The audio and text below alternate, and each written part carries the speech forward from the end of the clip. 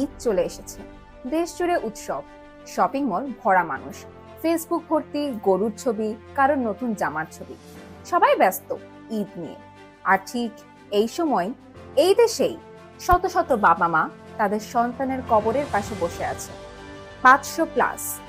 সংখ্যাটা আবার শুনেন, 500টির বেশি শিশু মারা গিয়েছে হাম রোগে। হ্যাঁ, সেই হাম, যে রোগ থেকে বাংলাদেশ প্রায় নির্মূল করে ফেলেছিল। এই দেশ একসময় বিশ্বকে দেখিয়েছে কিভাবে টিকাদান কর্মসূচি চালাতে হয়। গ্রামে গ্রামে স্বাস্থ্যকর্মীরা গেছেন, মানুষ বিশ্বাস করেছেন। মায়েরা সন্তান কোলে নিয়ে লাইনে দাঁড়িয়েছে, কারণ তারা জানতো টিকা মানে বাঁচার সুযোগ। কিন্তু তারপর কি হলো? অবহেলা, চরম অবহেলা। চলতি বছর মানে এই 2026-এর শুরু থেকেই হামের প্রাদুর্ভাব দেখা যাচ্ছিল। সতর্ক বার্তা ছিল, ডাক্তাররা বলছিলেন, আন্তর্জাতিক সংস্থাগুলোও বলছিল, কিন্তু কারো কোনো মাথা ব্যথা ছিল না। কারণ এই দেশে শিশু মরার চেয়ে দোষ চাপানোর রাজনীতি বেশি গুরুত্বপূর্ণ। পরিস্থিতি ভয়াবহ হওয়ার পর স্বাস্থ্যমন্ত্রী এসে বললেন 8 বছর আগে টিকা দেওয়া হয়েছিল, এরপর আর হয়নি। মিথ্যা।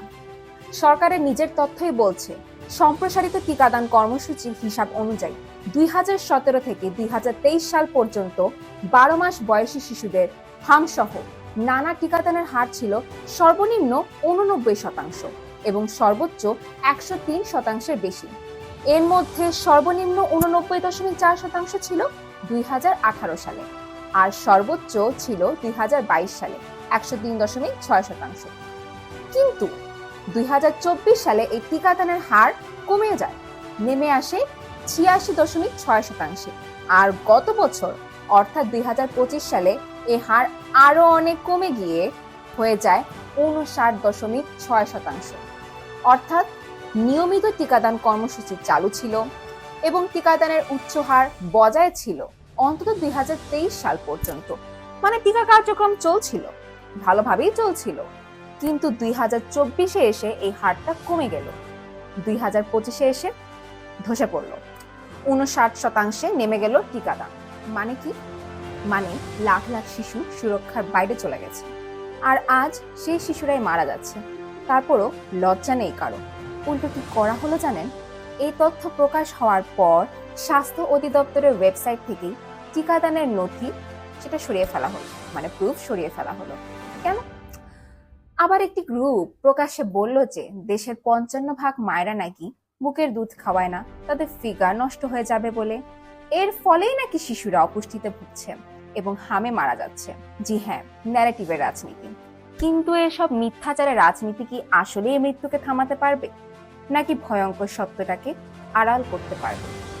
কারণ সত্যটা আসলেই ভয়ঙ্কর। সত্যটা হলো, এই মৃত্যুগুলো দুর্ভাগ্য না, এই মৃত্যুগুলো স্বাভাবিক অবশ্যই না। এই মৃত্যুগুলো হলো প্রশাসনিক ব্যর্থতা, অবহেলার ফল, দায়হীনতার ফল। ইউনিসেফ পর্যন্ত সতর্ক করেছিল। তারা বলেছিল টিকার ঘাটতি তৈরি হচ্ছে, হামের ঝুঁকি বাড়ছে। কিন্তু যারা দায়িত্বে ছিল তারা কি করছে? এসব সতর্ক তাদের টনক নড়াতে পারেনি। যে বাচ্চাগুলো মারা গেল, তারা কিন্তু রাজনীতি বুঝতো না। তারা জানতো না কোন ফাইল কোথায় আটকে আছে, কে ক্ষমতায়, কে বিরোধী, এসব তাদের বিষয় না। তারা শুধু বাঁচতে চেয়েছিল, ঈদে নতুন জামা পরতে চেয়েছিল, মায়ের হাত ধরে ঘুরতে চেয়েছিল, স্কুলে যেতে চেয়েছিল। কিন্তু তাদের ভাগ্যে কি জুটলো?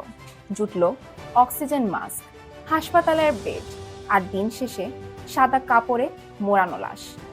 এই বাচ্চাগুলো শুধু বাঁচতে চেয়েছিল। সবচেয়ে ভয়ঙ্কর সত্য কি জানেন? এই মৃত্যু ঠেকানো যেত। হ্যাঁ, খুব সহজেই ঠেকানো যেত। কারণ হাম এমন কোনো রহস্যময় রোগ না। এর টিকা আছে, প্রতিরোধের ব্যবস্থা আছে, শুধু দরকার ছিল দায়িত্বশীলতা। কিন্তু এই দেশে কেউ দায়িত্ব নিতে চায় না। শিশু মরলেও না, 500টার বেশি পরিবার শেষ হয়ে গেলেও না। আর আমরা কয়েকদিন শোক করব, তারপর আবার ভুলে যাব, যতক্ষণ না পরের লাশটা আসে।